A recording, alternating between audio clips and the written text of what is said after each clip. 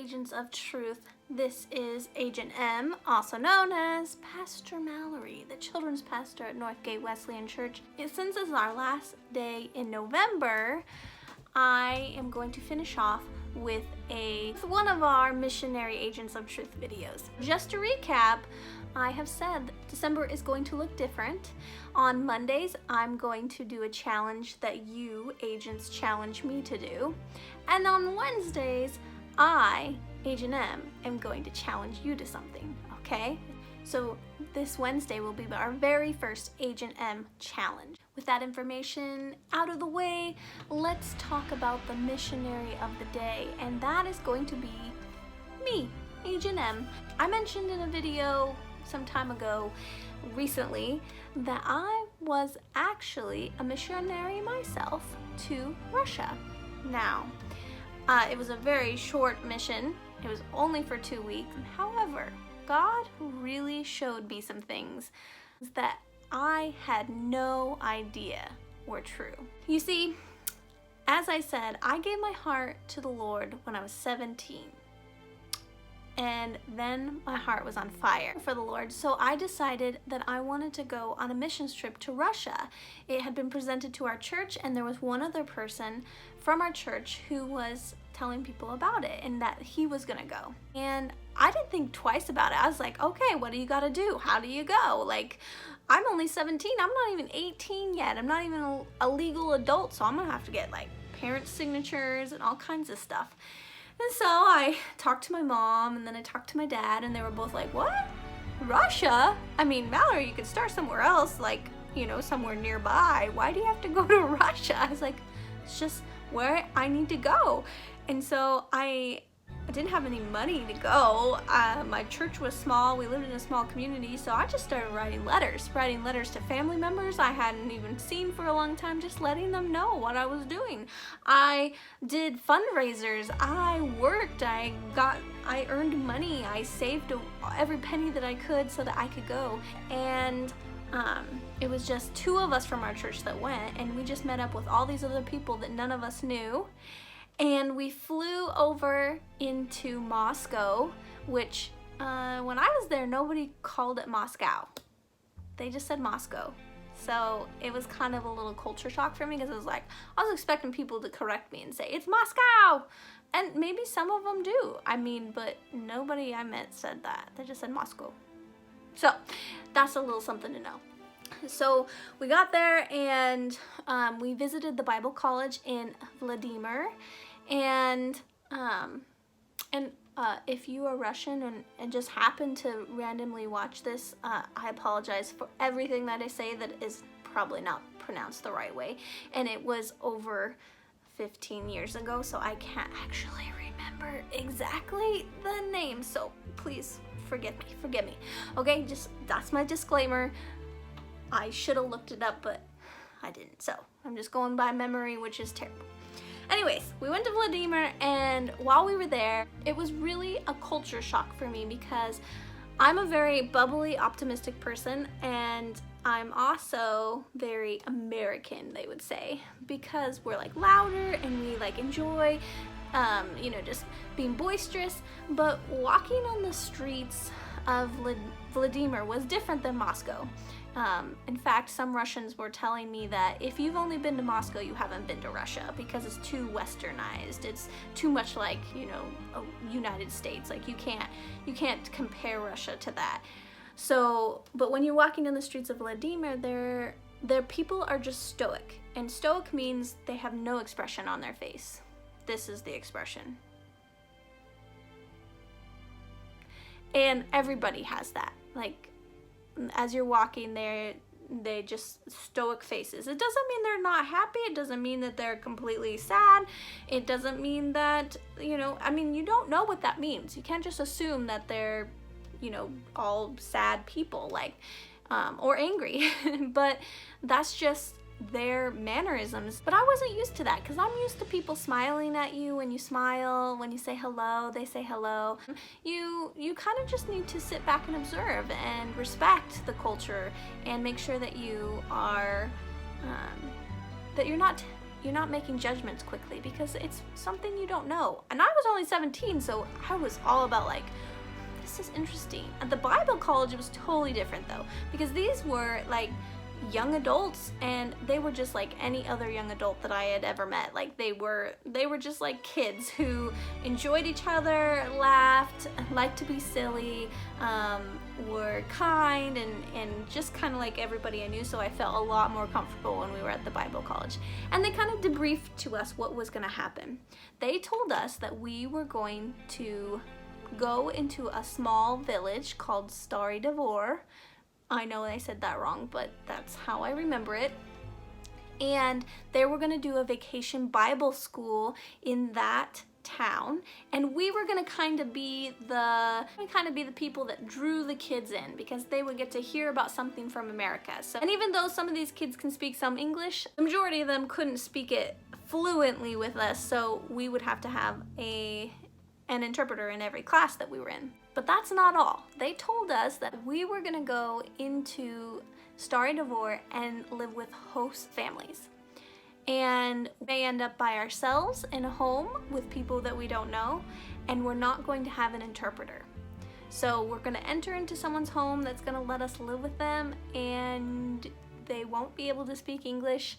You probably won't be able to speak Russian, and you're gonna have to make do with that situation. They've been briefed, they know what it's gonna look like they know when you're supposed to go, they're supposed to feed you, and it should all be good, but that's what it's gonna look like. I was so scared. I was like, I have to live with a family that can't speak my language at all, and I can't speak theirs. I thought maybe we would have interpreters with us, but we didn't get to have an interpreter. I was like, okay. So we drove over to Stary Devor. And it was such a blessing because they paired me with another girl who I actually knew. She actually grew up in my small town, and I didn't even know she was going, but when we got to Russia, we found out we were both there, and I actually got to be in a host family with her, which was the greatest blessing ever because I knew somebody. I could speak English with someone, even though we both couldn't speak Russian to our host, but we would have each other. That's what I was really excited about, because I was really nervous to be in a home by myself. All the other people in our group actually had to divide up and go into the homes. And every day we would go into the school.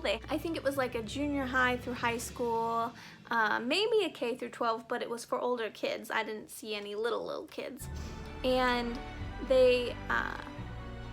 we would go into the school and we would set up in a classroom, and the kids would come in, and then we would just share what we had to share, and then there would be like VBS, so we all came together for like the big group time, and we would sing and do fun things and talk about Jesus, which was the real reason we were there. Now that's kind of like the rundown of what it looked like. At the very end of our time in Stary Devor, we went back to Moscow, and we got to do some fun things where we got to go into the Kremlin Palace and see a ballet. It was Romeo and Juliet, which I was very thankful for because it was all in Russian. I don't speak Russian, but I knew the story, so I knew exactly what was happening, and so it was really awesome. And we got to go to a circus in Moscow. That was really cool. So we got to do all those things, but I want to finish off by telling you guys some of the things that I didn't realize happened in other places, and God really opened my eyes to certain things. The first one is that Americans worry about what they wear way too much. Because when I was in Russia, some of those kids only had one pair of change clothes. So what I mean is they wore the same thing every day that I was there. They didn't change their clothes every day. I mean, they washed them, not every day, but when they got pretty dirty, they would wash them, but they wore the same clothing every day. Clothes in Russia was very expensive when I got there. It could take your whole paycheck to buy an outfit. It was very expensive. And in their culture where I was, they didn't change every day. They wore the same thing. Why would you change? It's not dirty. this is the clothes that I own. Why do I need tons of clothing? Which, guys, as a 17-year-old, I was in high school. This was wonderful to me. You would think it would be really uncomfortable and I'd think I was grody or anything like that, but I didn't. I loved it. You know why? Because I have to worry about what I was wearing. Everybody knew what I was gonna wear the next day. It wasn't a big deal. Nobody was thinking about it. That's just what you wear. So that was a big eye-opener. In some cultures where you go places, they don't change their clothes every day, and they may not have a change of clothes. So if you're like, oh, I wish I had that new outfit, or I just wish I had more, and I don't like anything I have, or nothing I have is cute, you should be counting your blessings, guys, because there are people out there who may only have one outfit. And they may not even got the choice of what it was. Maybe it was a hand-me-down because there wasn't money to buy anything else. And they were happy. That was not a problem for them, because there are other worries in life that are bigger and greater. So that's my first one. My second one is that wherever you go, people are people, and the emotions that we have are all the same. The way we show them are not all the same, but we each experience sorrow and joy and suffering in different ways in our lives, and we all need the love of Jesus. So while I was there, just loving people speaks across the languages. It does not matter if you can't speak the same language, if you care about each other, because it's going to show. You don't have to have the same language to care about somebody, to love them, to show them the love of Jesus. It's an action, because kids there are just like kids everywhere. They laugh, they giggle, they are silly, they can be mean, they're just kids. And it was so incredible just how much it brought the world so much smaller to me. Like, it wasn't so out of touch, like this is a land beyond anything I can know, and I'm just in a realm I don't understand. It was so cool. I just can't even explain. Like, that was one of the biggest eye-openers for me, is that you can go anywhere and speak the language of Jesus, because it's the most powerful thing out there. Lastly, I want to share that God really does have a purpose for our lives if we allow Him to be one who guides us. If you desire what God wants for you, you will see some amazing things. While I was there in Russia, only for a small amount of time, I didn't even speak about Jesus while I was there, other than in my actions. I was changed for the better. I just witnessed things. I was stronger. I was bolder than I'd ever been. Like, I was brave, even when I was super scared and out of my comfort zone, because this is all new to me.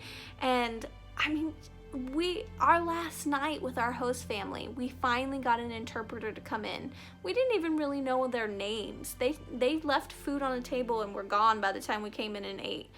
And we found out that our host family was an older gentleman who used to be a musician, a traveling musician, and his wife was a dancer who went along with the traveling musician. So they would do dances together, and he played the accordion beautifully. And so we told him that one of the teachers was teaching an American folk dance, and so we gave him a little bit of the tune. We were just like hummed it a little bit, and he picked it right up. And so then me and the other girl who was with me, we showed the wife how to do the dance that was taught for the kids for the American folk dance. And so we did that all throughout the night as he was playing, and we were just giggling and having fun. And it was so weird, because at the very end of it all, I just thought to myself, I feel like I'm at home. I don't feel like that I'm across the world in a different culture with people that can't speak my language. I just feel like I'm next door at my neighbor's house, and I'm getting to know them in a way I never got to know, and they're sharing a piece of themselves with me, and I get to share a piece of myself with them. And it was just so incredible. I was just like, I can't believe this. God is so amazing. And I hope that what he teaches from this experience will just challenge me for the rest of my life to never get stuck, to never not be brave enough to go, to just see people as people and not be so intimidated or scared.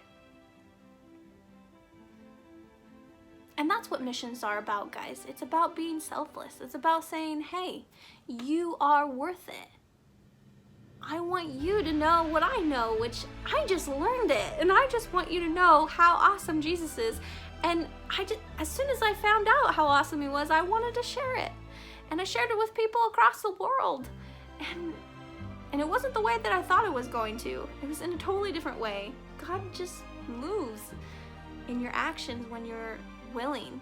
And it's not always going to be super scary, and it might even be a little bit of fun, and it might be scary, but he's going to equip you, and you just have to face it and be willing.